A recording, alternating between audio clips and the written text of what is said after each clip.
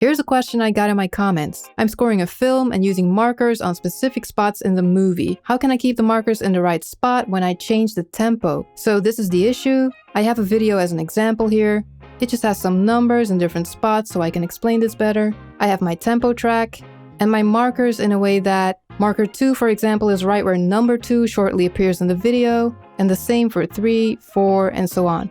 So when you're composing music to a film, the tempo of the music you're writing is gonna change over time. So I'm just gonna make some tempo changes. And now when I go check my markers, marker 1 is still correct, but marker 2 is not indicating the right spot in the video anymore. Let's try marker 4, also wrong. The reason for this is that the marker track is set to musical time base. So if the tempo changes, the marker sticks to the bars and beats.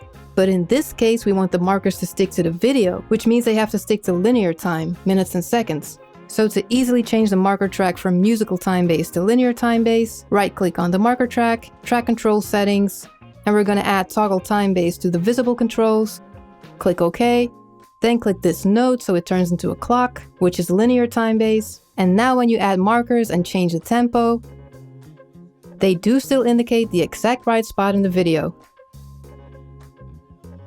And if you still need regular markers, you can add a new marker track and set this one to musical time base. So I hope that helped. If it did, please like the video and also subscribe. and have fun making music.